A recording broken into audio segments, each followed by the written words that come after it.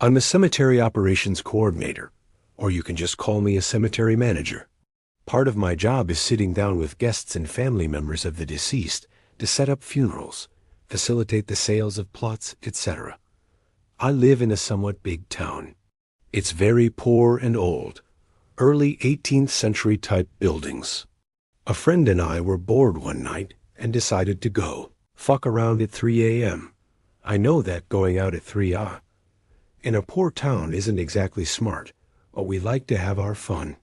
We got bored of driving around, blasting our music. We're both very big metalheads, and at that point, we had our own band. So we decided it would be interesting and cool to walk around a cemetery in the town, the old town square. There's a massive cemetery. It's divided by two sides of a highway, both sides taking up about 20 acres of land. As I said, it's massive. We decided to check out the older part of the cemetery. This part is completely separated from the rest of the newer cemetery with an old iron fence and gate. We get to walking around and checking out the cemetery, trying to read the old moss-covered graves, taking pictures being a little bit disrespectful, I know. But these were graves from at least a century ago, so there was no one living that would be upset by it, and I'm sure the people in the graves didn't mind too much. After about an hour of checking it out, we sit down next to a giant pecan tree in the middle of the old cemetery. That's when we hear this little girl laughing. It was really close to us. At first, I assumed maybe it was a toy left on a child's grave or something like that. I'm not one to scare easily, so I just figured it's motion activated or something like that. We are not at all easy to scare, so we both sort of laugh, pointing out that it's creepy, and just keep talking and enjoying the ambiance. Then, as in all stories like this, I get the feeling of something or someone watching me. Once again, I just figured that I was letting the entire thing get into my head. Then my friend says he thinks he sees someone in the shadows of a small wooded area right next to the cemetery, of which we were really close. At this point, we're both a little creeped out and decide to get up and leave. And that noise, the exact same noise, played again when we hear leaves crunching underneath the feet of someone. That's when we booked it. We ran down the hill leading to the old part of the cemetery, down where my car was parked.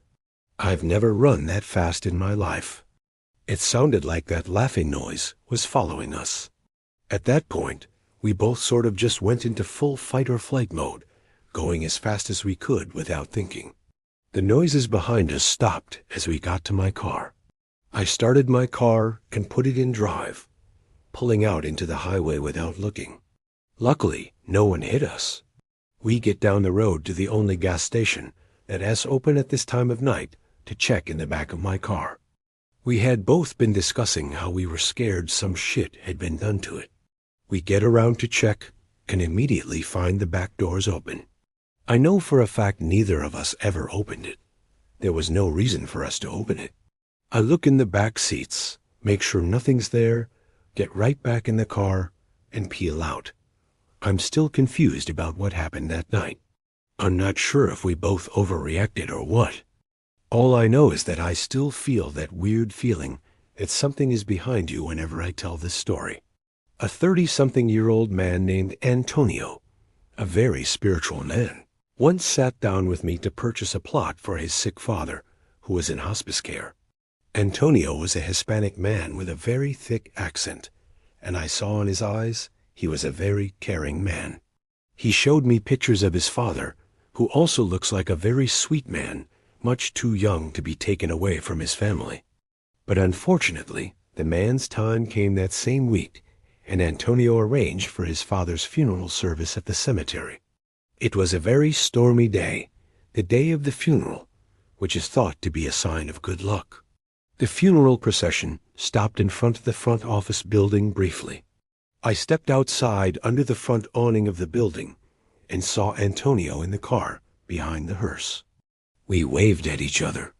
Due to the weather, I went back inside until the procession was ready to proceed to the burial site. I got in one of the cemetery pickup trucks and followed the procession to the final stop, where I would stand with my umbrella, supervising, as part of my job is making sure funeral services go smoothly. After the funeral, I did some laps around the place in the truck, just to survey the area, as I did at least a couple times a day.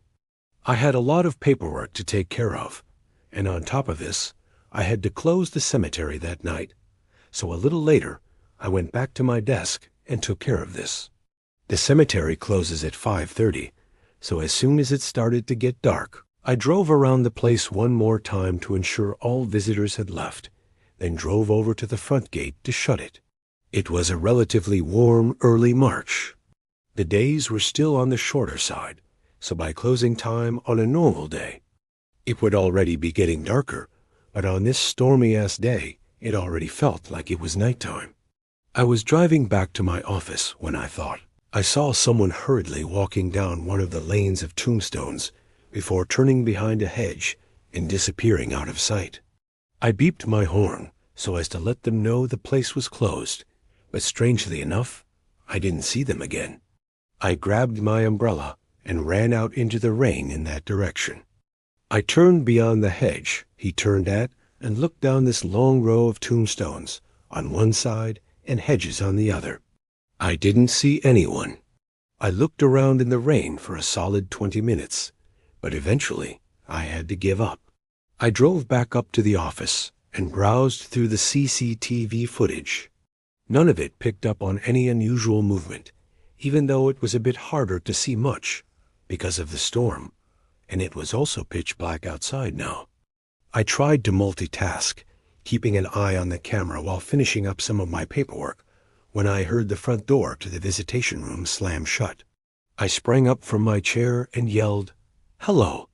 My first thought was that it was the same person I saw before. Maybe they got locked in the cemetery and were looking for assistance in leaving. I stepped out into the lobby, but no one was there. I looked around and again said, "Hello." Maybe the door slamming shut was them leaving. I started looking out all the windows, and I stopped when, at one of them, I saw someone on the other side looking back at me with a blank expression. I jumped back and screamed, and they didn't flinch. I stepped closer and made a squinty-eyed, confused look when I realized I recognized this Hispanic, older-looking man.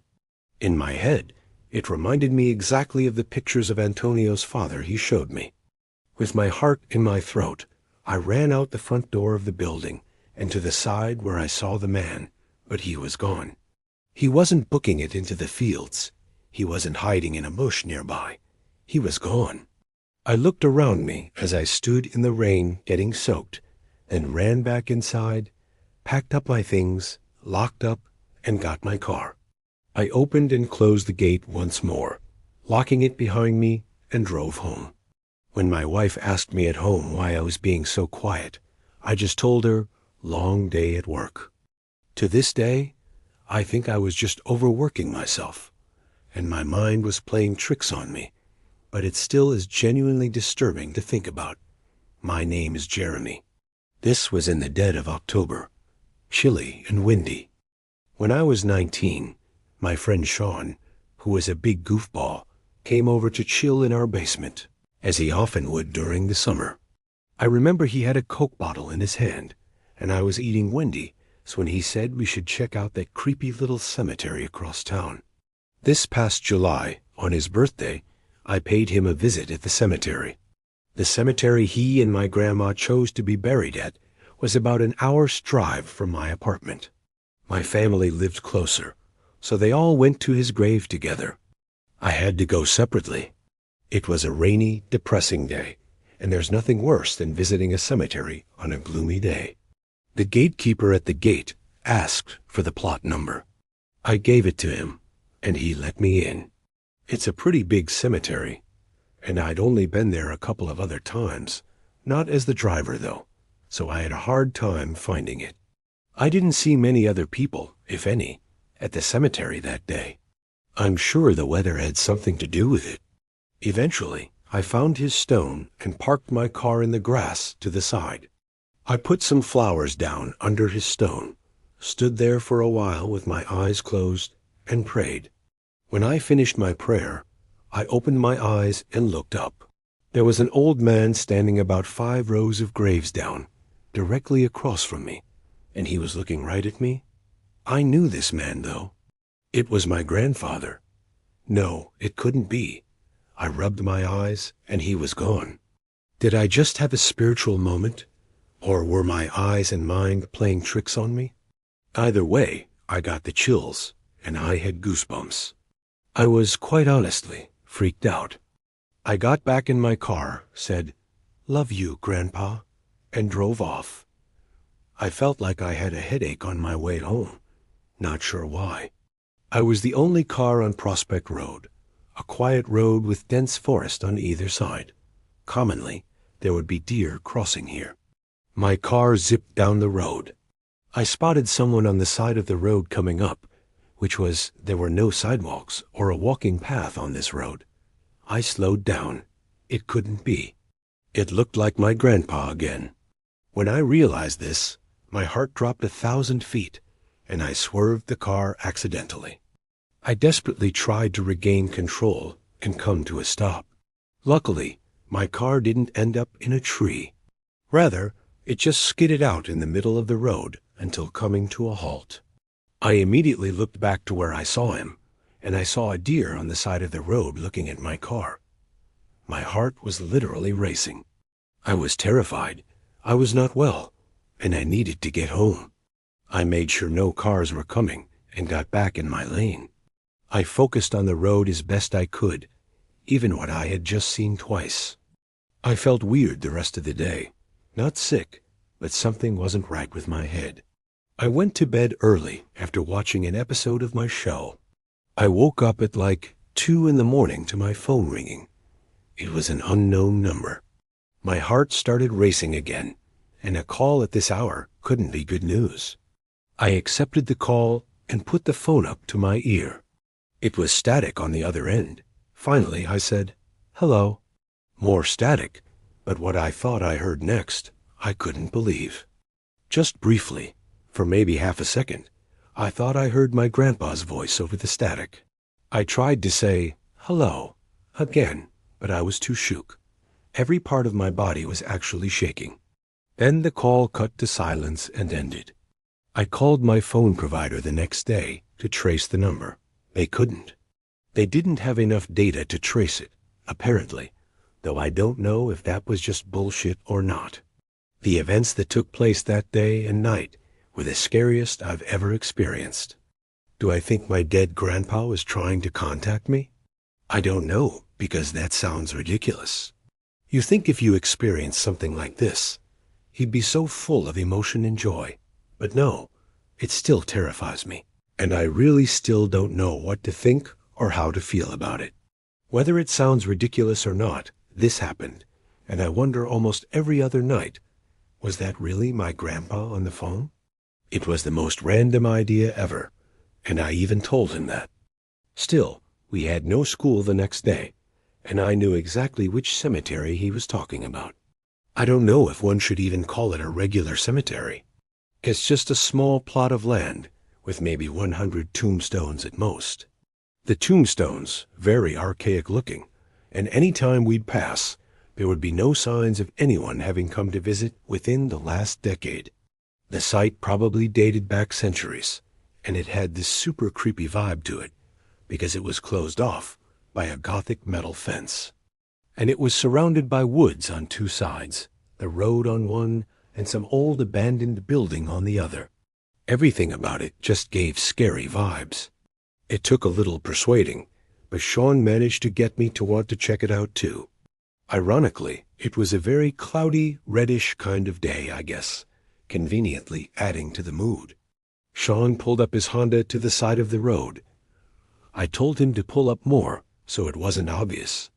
This was a low-traffic road, so it would look kind of suspicious. He pulled up a few 100 feet down the road, and we got out and cut through the woods so that any potential passing traffic would see us entering the little cemetery. Hopping the fence in the woods was easy. It was maybe a 3 or 4 foot fence. Sean kind of took the lead on this, since it was mainly his venture. He led us through the eerie little plot of land, and we looked at the archaic tombstones. They all seemed to be from the 19th century. The writing on some of them was illegible at that point. I know it sounds super dumb and cliché, but I couldn't help but feel like I was being watched constantly. I started looking around the surrounding woods. I told Sean how creepy this was. "I know," he replied. Still, with the feeling of being watched, I looked at the abandoned building next to the cemetery. At one of the windows, for a brief moment, I knew I saw someone standing at the window, even through the fog, smudge, and dirt on the glass, but they casually either ducked or walked away from the window. I told Sean we were being watched by someone in that building, and he turned to look at it as well. Then he went to look for the entrance to it. I told him, "Don't." I said we should just leave before we get in trouble. I stayed still by the tombstone he was looking at while he walked around the building, and then he found a way in. He called me over, but I stayed put, and I heard some loud kind of crack, so I looked in that direction, and there was this older man, probably around 55, gray hair, had on a black raincoat. I believe he was wearing jeans, and he had a mustache, but that's all I really got of him. Then he opened his mouth and screamed. Not just yelled, he screamed, "Get out." He screamed it so loud, I thought I saw birds fly away from being startled.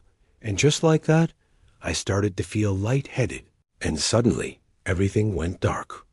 The next thing I remember was waking up to being dragged in the woods. I freaked out, thinking I was being kidnapped, but when I turned and got up, I saw it was just Sean. Sean was freaking out about something. He told me to follow him and run back to the car, so I didn't ask questions. As we ran through the woods, I heard something close behind me, and when I turned, I realized we were being followed by someone, so I ran even faster. We got to his Honda, and he basically put it in drive before the car even had a chance to fully start. When Sean was inside that abandoned building, he found a sigil of Baphomet painted on the wood floor, which is basically the sign of Satan. Around it were a bunch of freaky dolls with buttons for eyes. He didn't get to see anything else in the building because he heard the old man scream at me outside. He came running to find me passed out on the floor, and he saw the old man slowly walking over to me. He started to drag me away from the old man and into the woods. He actually, literally, picked me up and threw me over the fence to get me out. I quickly came back to consciousness, and that's when we ran. I had only fainted one time in my life, and it was at that moment. I don't know why I fainted, but it happening at a graveyard with some kind of satanic ritual building right next to it makes it that much stranger. My grandpa passed away a few years ago. I was always very close with him. My friends and I were very stupid when we were teenagers. I was like 17 or 18 when this happened. It was the month of October, and I wanted to do something scary in the spirit of Halloween. There's a small cemetery about 10 minutes from where I live, and when I was drunk with a couple of friends, I said we should sneak into it. I'll make up some names for my friends, Ryan and Mike. We were at Ryan's house. He didn't drink ever, so when I came up with the idea, he was the one to drive us to the cemetery. Mike and I were really the ones leading this. Ryan was just along for the ride, but then again, he hadn't been drinking. Ryan parked in some parking lot across the street. It was a ghost town because it was past midnight at that point. We made sure no one was around to see us as we hopped the fence into the cemetery. It wasn't exactly pitch black out, but it was slightly hard to see more than 10 feet in front of us, so we were all using our iPhone flashlights. There didn't appear to be any night security in the cemetery, so we kind of dispersed from each other. Ryan seemed to be following Mike more closely. I could still see where they were because of their flashlights. I went off a little further on my own, and I decided I'd start taking a creepy video, so I started recording with the lights still on, of course.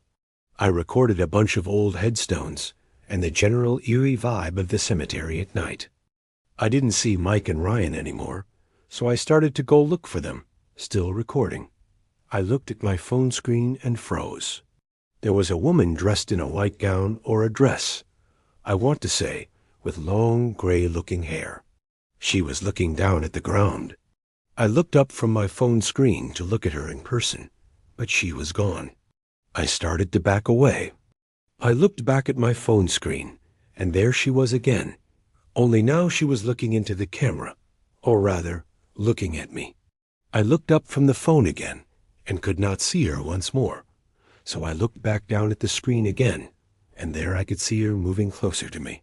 I started to scream for Mike and Ryan as I sprinted away from that spot. I couldn't see their lights anywhere. They weren't answering my screams. I had a feeling they were going to try to scare me, so I ran back for the fence of the cemetery to hop it and get out. I made it to Ryan's car and texted the two of them, saying they need to get out of the cemetery now. They met me at the car minutes later. We all sat in the car, and I showed them the video I took. They had the same horrified looks on their faces I did. Now that I was actually watching the whole video, I could see the moment the woman slowly lifted her head from looking at the ground to looking at me, and then she starts to move towards me. We could only see her moving for like a second or two before I start screaming in the video and running away. But the way she was moving, we could see no leg movement. It almost seemed as though she were floating to me. I have that video saved on my old iPhone 4S, but the stupid thing won't turn on. It gets stuck at the Apple logo. I don't want to reset that phone until I can get that video off of it somehow. My friends firmly believe the woman in the video was a real living person who also happened to be in the cemetery that night. But me, having been the one to actually find her and only being able to see her on my phone screen, well, let's just say I was never a believer in the paranormal until that night.